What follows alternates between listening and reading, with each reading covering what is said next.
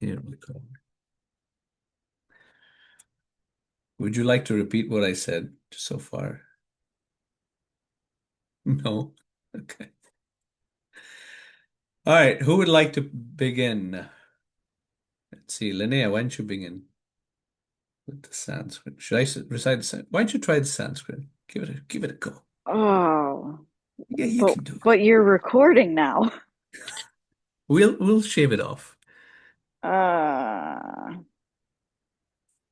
Don't be so enthusiastic. It's all contagious. right. Okay. I'll try, but it's not going to be pretty. Asurya nama tiloka andehena tamasvarta tamsate pratyubhachante Pretya bigachanti.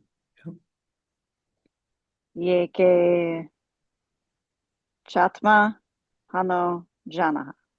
Wow, that's pretty good.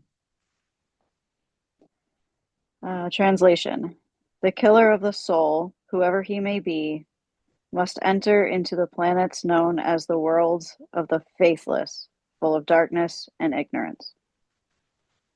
Purport. Human life is distinguished from animal life due to its heavy responsibilities. Those who are cognizant of these responsibilities and who work in that spirit are called suras, godly persons. And those who are neglectful of those responsibilities or who have no information of them are called asuras, demons. Throughout the universe, there are only these two types of human beings. Uh, in the RG Veda, it is stated that the Suras always aim at the lotus feet of the Supreme Lord Vishnu and act accordingly. Their ways are illuminated as the path of the sun. Intelligent human beings must always remember that the soul obtains a human form after an evolution of many millions of years in the cycle of transmigration. The material world is sometimes compared to an ocean, and the human body is compared to a solid boat designed especially to cross this ocean. The Vedic scriptures and the acharyas, or saintly teachers, are compared to expert boatmen, and the facilities of the human body are compared to favorable breezes that help the boat ply smoothly to its desired destination. If, with all these facilities, a human being does not fully utilize his life for self realization, he must be considered an Atmaha, a killer of the soul. Sri Isopanisad warns in clear terms that the killer of the soul is destined to enter into the darkest region of ignorance, to suffer perpetually. There are swine, dogs, camels, asses, etc., whose economic necessities are just as important to them as ours are to us. But the economic problems of these animals are solved only under nasty and unpleasant conditions. The human being is given all facilities for a comfortable life by the laws of nature because the human form of life is more important and valuable than animal life. Why is a man given a better life than that of the swine and other animals? Why is a highly placed government servant given better facilities than those of an ordinary clerk? The answer is that a highly placed officer has to discharge duties of a higher nature. Similarly, the duties human beings have to perform are higher than those of animals, who are always engaged in simply feeding their hungry stomachs. Yet the modern soul killing civilization has only increased the problems of the hungry stomach. When we approach a polished animal in the form of modern civilized man and ask him to take interest in self realization, he will say that he simply wants to work to satisfy his stomach and that there is no need of self realization for a hungry man. The laws of nature are so cruel, however, that despite his denunciation of the need for self realization and his eagerness to work hard to fill his stomach, he is always threatened by unemployment. All right, let's pause it. Okay. Reflections, comments. What a rosy picture of not following the Ishavasya principle, isn't it?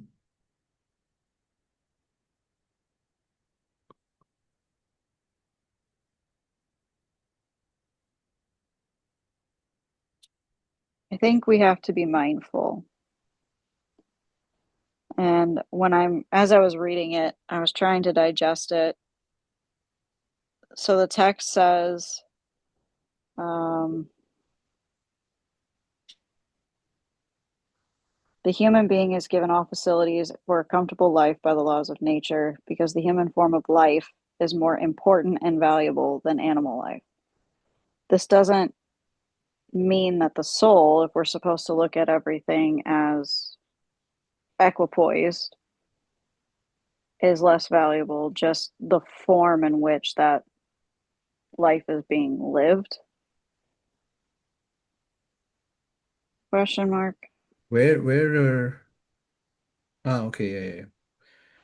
The human being is given all facilities for a comfortable life by the laws of nature because the human form of life is more important and valuable than animal form of life. So the soul is not more important. The form of life is more important Right. because it's through that form that one has access to spirituality. We can feed a human, you can feed a dog, you can make a dog sleep, you can make a human sleep. But you can't bring a dog to a discussion about Isopanisad. You can certainly make a human do that. Yep. Therefore, the human life is more important. Yeah.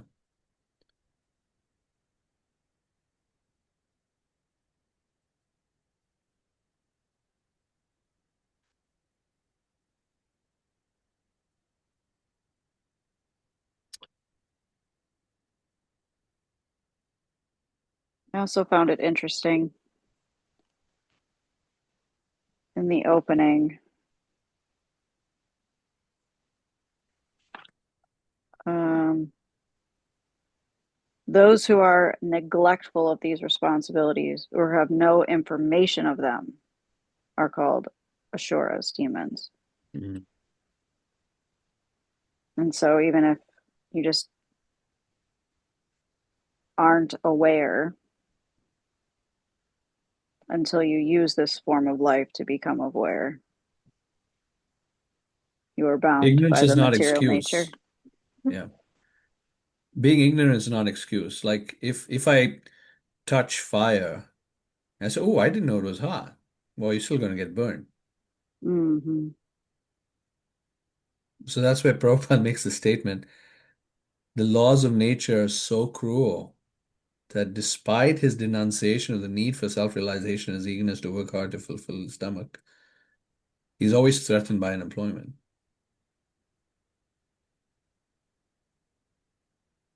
And this is the case of a person who is a polished animal in the form of a modern civilized man. Pretty strong. Yeah, You'll this you'll weight's heavy. see. Yeah. Now this book is not light. Mhm. And if you remember last week we read this other statement. A humble, God-centered life is more valuable than the colossal hoax of a life dedicated to godless altruism or socialism. Phew. There are these nuggets of strong statements made in this book that'll knock your socks off.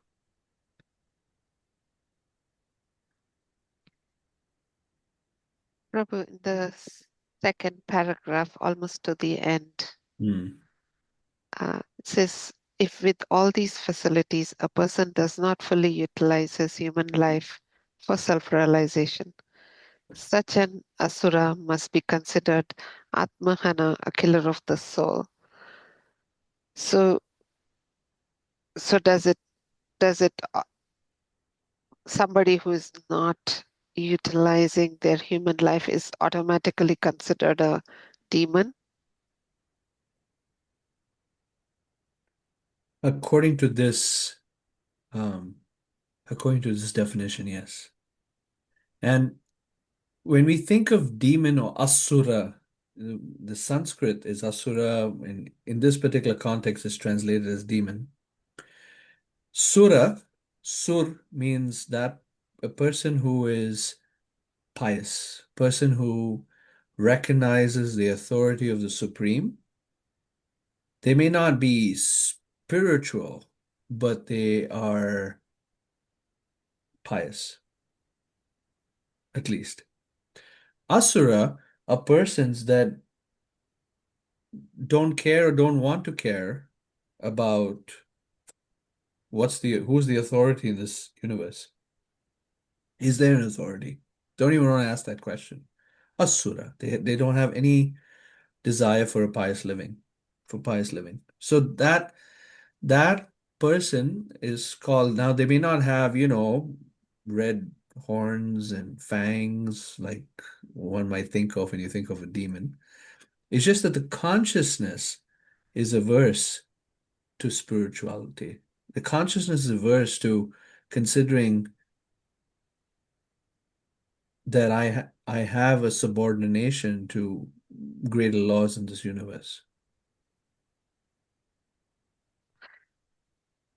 But but my question is how does that are they considered killer of the soul? Good question. So Prabhupada's commenting on the Sanskrit of the verse, right? It says, Tamste, the second line, I'm sorry, the third and fourth line, Tamste pretya bigachanti yeke cha atmahana. Right? Hana is to kill, atma is self. They're killing the self. That means they're not literally, you can't kill the self because Bhagavad Gita makes that very clear. Naivam Shastan. Anyway, I forget the verse, but it says you cannot kill the soul with weapons, you cannot wither it by wind, you cannot moisten it by water, you cannot. So being in soul is not material. So what does it mean, this Atmahana or Atmaha? What does it mean to kill the soul? It means that you're not giving that soul the opportunity to make spiritual progress, and so it gets stuck in lower life forms. That You're makes not giving sense. yourself, Atma, you're not giving yourself the beautiful opportunity to be an evolved being and go back home, back to Godhead. So in that sense, it's killer of the soul. But you can't put the soul out of existence. You can't do that. The soul is never put out of existence. So it's metaphorical use of the word kill. Got it. Thanks. Yeah. So does I have a question for you. Um, does this mean anybody who is not following the Krishna conscious or even some other religion, they will be called asuras? Yeah, it's not to do with Krishna consciousness necessarily, but anyone who is not accepting the authority of the Supreme, of a Supreme, of the Supreme, there can only be one Supreme. If a person doesn't accept the authority of a Supreme being, then yes, they would be classified as an Asura.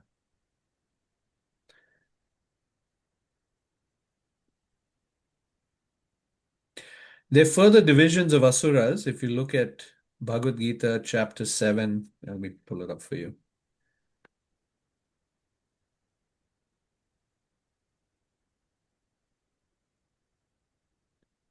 So 7:15.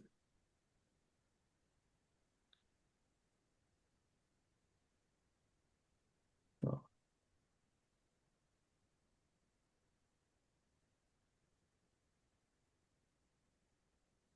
So Krishna presents four different kinds of asuras. Asuram bhavam, asuram bhavam, the consciousness ashrita. They've taken shelter of the consciousness of an asura. So that's their consciousness, and there's four. Duskritina, miscreants. Moodha, foolish. Naradhama, lowest of mankind, and then Maya aparat jnana, that their intelligence is stolen by illusion. So these are the four kinds of people that would fall into the category of asura, that they have that kind of consciousness. And it's a very long purport, long explanation for each one of these kinds of people. It could be the same person, but it's just different flavors of that same consciousness, where you have um, grossly foolish miscreants who are grossly foolish, lowest of mankind, and knowledge stolen by illusion. So um, these are the four kinds of asuras.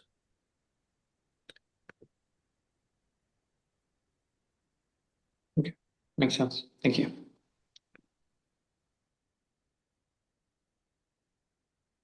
All right. Any other reflections or comments in this section?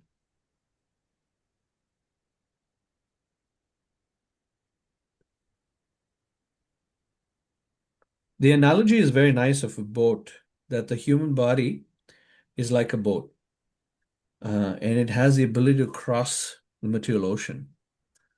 And the captain of the boat is a teacher, acharya, and the Vedic scriptures that are compared to expert boatmen.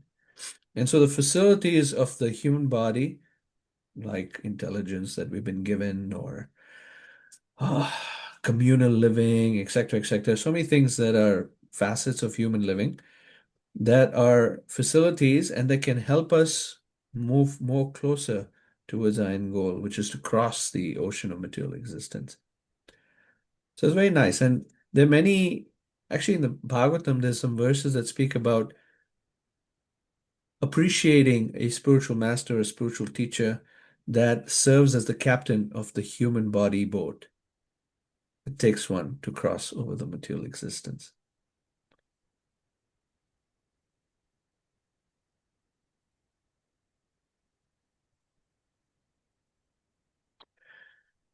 Okay.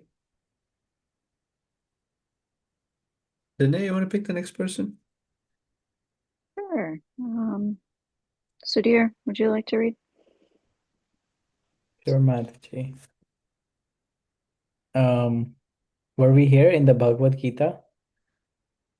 We are give this human form of life, the previous paragraph. Okay. I read it after that. Okay. But yeah, we are given this human form of life not to work hard like asses, swine, and dogs, but to attain the highest perfection of life. If we do not care for self-realization, the laws of nature force us to work very hard, even though we may not want to do so. Human beings in this age have been forced to work hard like the asses and the bullocks that pull carts. Some of the regions where the asuras are sent to work are revealed in this mantra of Sri Isopanisad. If a man fails to discharge his duties as a human being, he is forced to transmigrate to the Asurya planets and takes birth in disregarded degraded species of life to work hard in ignorance and darkness.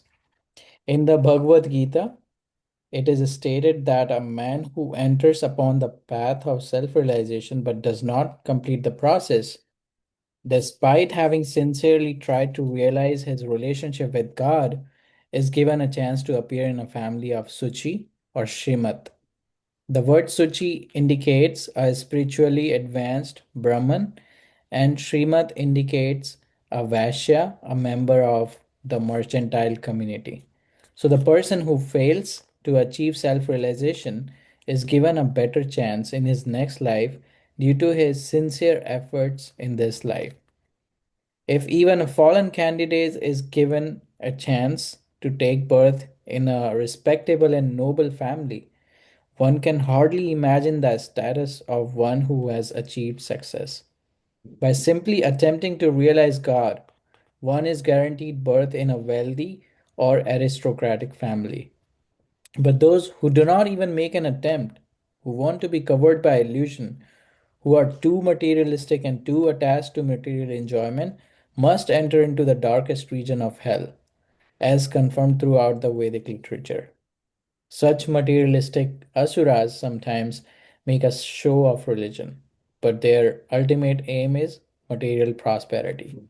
The Bhagavad Gita rebukes such men by calling them Atma Sambhavita, meaning that they are considered great only on the strength of deception and are empowered by the votes of the ignorant and their own material wealth.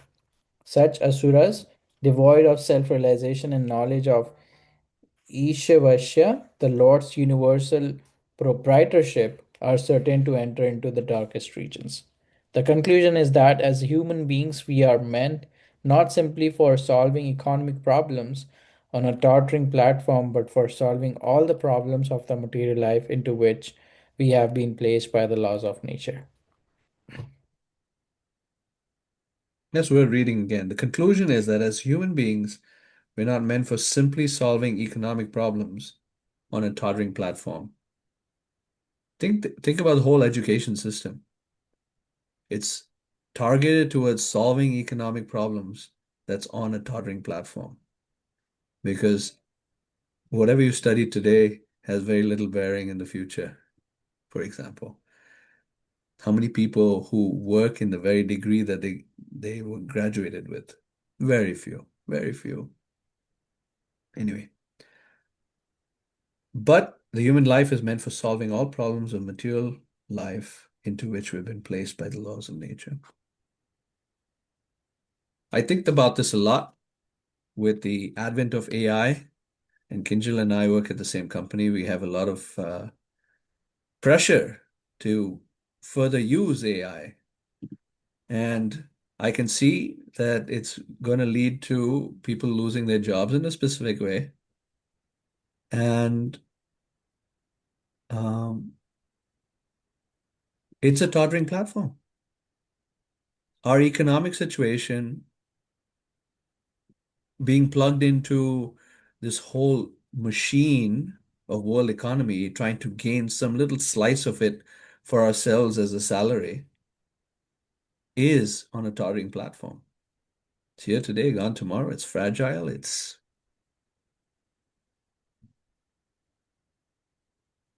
right. Number of us here have had that experience. Anyway, all right. Any comments or thoughts on this subject?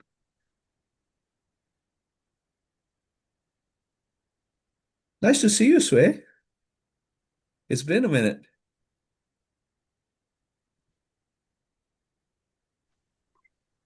Is it working? Sorry, I have had trouble hearing when I first logged on and stuff like that. I've had stars been in and out of here, so I've had the camera off. I've been trying to listen. No problem. By the way, I got to see Sway early December. We met in some what was it, coffee house in Phoenix. It's nice. Yeah, it was just like a little coffee shop. I've never been there before, even though it's like really close to my house. And I thought Uh-huh. the temple. I thought the temple was in Tempe.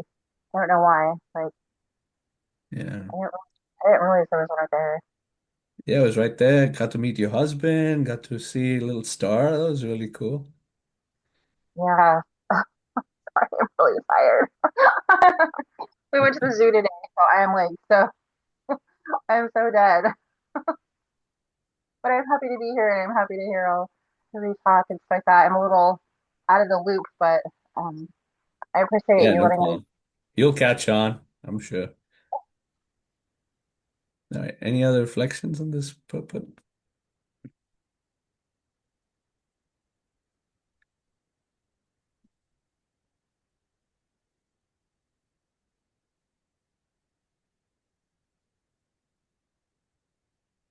What do you guys think of the first line we read? We are given this human form of life not to work hard like asses, swines, and dogs, but to attain the highest perfection of life. Don't be don't be a hard worker, just be lazy, right?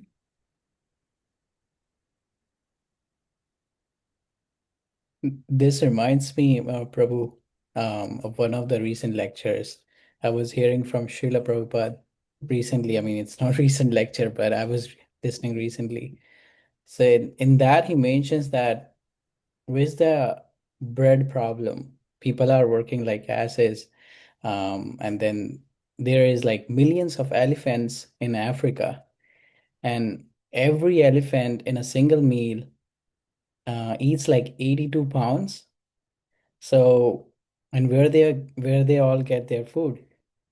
So, I mean, he's actually corroborating the fact that there's enough. The supply is enough. Krishna is giving everything. You don't have to work so hard to just solve your bread problem. Yeah, that's a great example. But we get very caught up with, a certain quote standard of living, and we try to really pursue that. It gives us a lot of stress and tension, and to get a pay cut, oh, it's a huge deal. About 6 years ago, I was part of a company that COVID had just hit.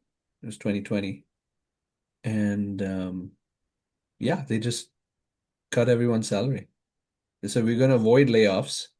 So we're going to cut everyone's salary by, I don't know what it was, like 30%, something like that. What an uproar. Yeah. And then a month later, they had one round of layoffs.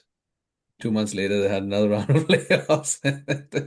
And then a year later, the whole company shut down. But that's a different story. Tottering platform, right? But yeah, even just, a pay cut is unheard of. It's like very, very difficult to deal with. Our self-worth, our sense of accomplishment, our sense of well-being is so tied to a certain income level and standard of living.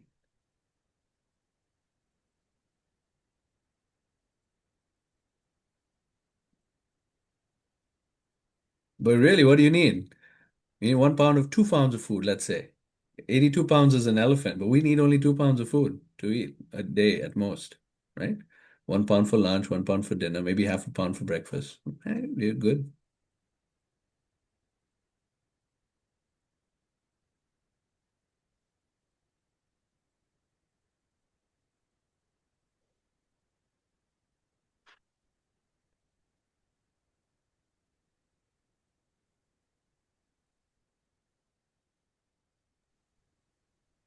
I think about that a lot though, like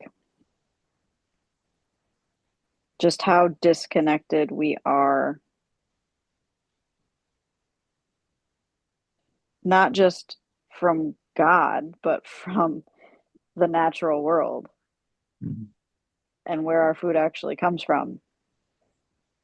And we've had this conversation before. It's something I'm pretty passionate about working in the food industry. There are kids living in the city. You ask them, where does your food come from? And they're just going to say the grocery store, if That's not right. just their refrigerator. Like they're not going to make the connection that all of the food they eat originally the original source is from the ground and you could make all of it from the ground. And the education system isn't set up to teach kids the resources of how to grow and cultivate food or how to actually make a pure home cooked meal. And I mean, I'm guilty of it. My kids eat highly processed foods, and yeah, I feel guilty about it. But What do you do? It's what do tough. you do? We're in a cycle. Uh huh. We're a hamster on wheels. And so Yes. how do I get out of here? I know I should get out of here, but how do I get out of this stupid wheel? My husband and I talk all the time about wanting to figure out, okay, how do we pay off the house to buy 1 acre out in the country to start figuring out how to homestead? Yeah, But you don't ever actually own anything, both spiritually and in the material world, because you still got to that's find a right. way to pay the taxes. You still got to find, so like, you still have to have an income, even if you pay off your property. That's right. Property taxes, the government's going to get you. It's crazy. We live in such an artificial and highly complex environment, economic environment. It's a m- complicated mesh of responsibilities that make you see it. You see the nonsense. But how do you get out of it? You have to become a monk. If right? That might be one solution. Monk Linnea. I don't think my kids would appreciate that. Yeah, I don't think so either. But at some point, what else can one do? So Hmm. the idea of Krishna consciousness is within the confines of a complicated economic system to find that peace. So full circle around, back to the meditation that I started with. We talked about what does peace look like? A nice, beautiful farmland or beautiful ocean. It's being in this mire of a storm, windy storm that looks crazy and difficult to deal with. And in that midst, we're a little baby bird protected by the wings of the father or mother bird to find that peace in the midst of chaos. That's Krishna consciousness. And we can be beacons of light to just help others to also find that inner peace. We can't fix the outside. It's kind of almost point of no return.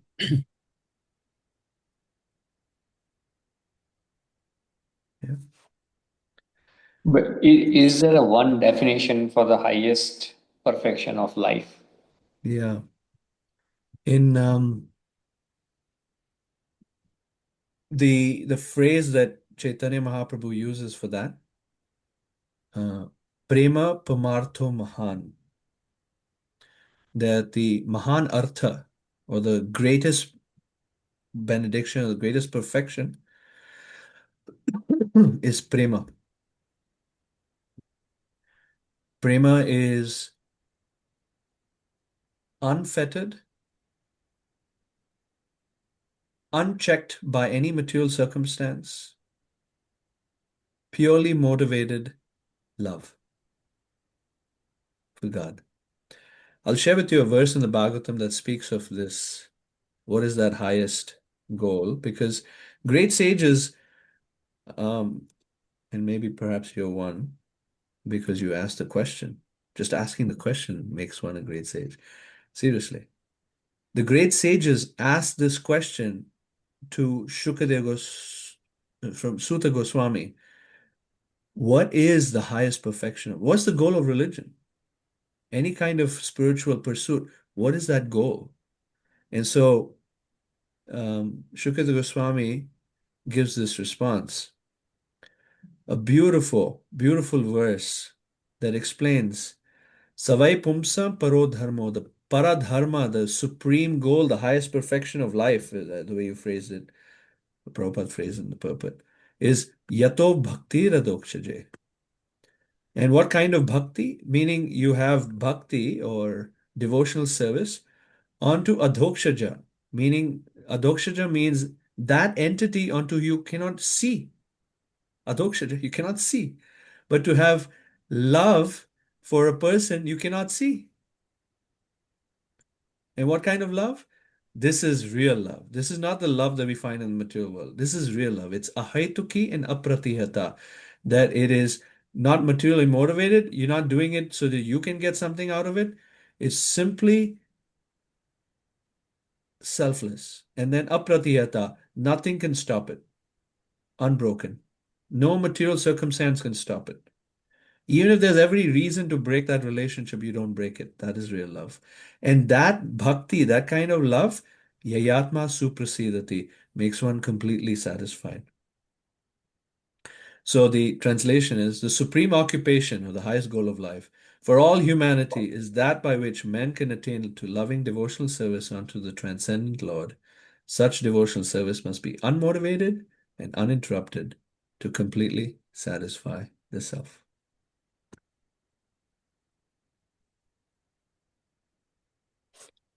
Nice definition, isn't it?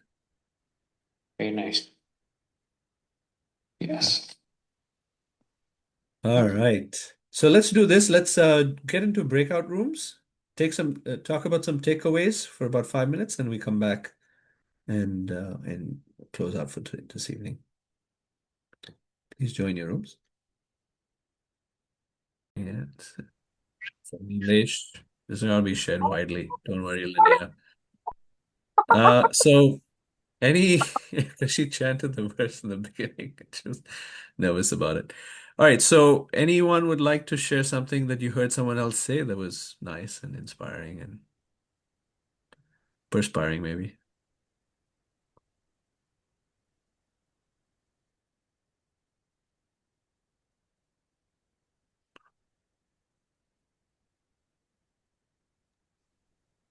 I think that like our room, I think we're just sharing a little bit about just I feel like we're just human, you know? Like we're so Mm. hard on ourselves and like we don't you know, we need to give ourselves a little bit of grace because like I think Krishna gives us like a ton of grace. So like, maybe we should return the favor to ourselves, because nobody's perfect and it seems like it's a long way to perfection. So Oh, yeah. Yeah. that sometimes we get stuck and we dwell and I sometimes that's what demons are sometimes too. They're not necessarily like I know like somebody could be demon mindset, but I also think that sometimes when we get stuck in our own thinking, that's when like the demons kind of like trickle in, like they Mm. make us doubt and make us like feel shameful and they make us like not feel loving or hateful or angry or all these things like our emotions, but just turning it into like a negative instead of trying to see them as a fuel of energy to move forward. Does that make sense? Mm. Mm. I might be rambling a little bit. Yeah. Anyone else? I just want to say once again, thank you, Prabhu, and thank you to the group, everyone who comes and who allows all of us to be so open as we learn and work together and being a true support system to each other at least once a week to come together to talk about these topics if we don't get them anywhere else in our lives. Mm. I think it's been a significant factor in my life, and I like to think we'll continue to do that. I'm gonna do one of those heart thingies as well. There you go. Totally agree, Linnea, with Linnea. Mm. You know, life's not easy. And to meander through the complicated journey of life requires a little bit. Obviously, the vision of the scriptures that we're reading help to give clarity. Yet, we need the support of like-minded people because it's hard to go on a path by ourselves. Probably won't make one step for that matter, right? And to just to pursue going upstream for a river that's flowing downstream, like the rest of the society around us is going fast downstream, and us trying to go edge upstream, not easy. And so that's why having a support system is really nice. So yeah, I pretty appreciate. And as much as, while I tend to share a lot, because of maybe a few more years of experience, I too experience a support system through this group. So I too am grateful. Okay. Any other comment? Something you heard someone say that you appreciate?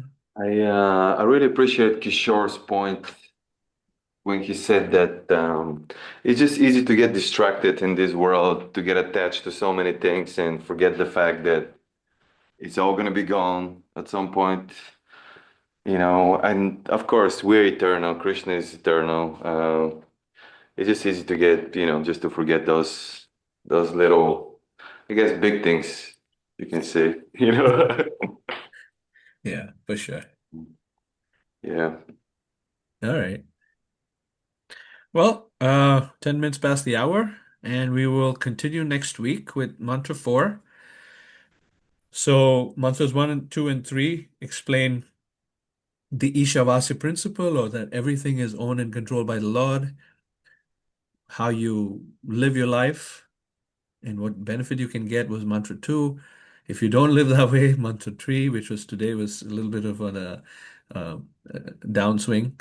And then text 4 and 5 is what one might call the Upanishadic double talk, meaning it talks about Krishna, it talks about Isha, it talks about that supreme controller, and it messes with your mind. He's there, but he's not there. He's near, but he's far. And that's going to be a fun philosophical exercise. That's mantras 4 and 5. And then mantras 6 and 7 are beautiful. It talks about the vision of a self-realized person. How do they see the world? Those who have attained or are approaching perfection. What is their attitude? It's very nice, very inspiring. Mantra 6 and 7. So that's the upcoming attractions. And that said, I wish you all a wonderful rest of your week, and we'll see you next Tuesday. Krishna willing. Take care. Have a wonderful time. Hare Krishna.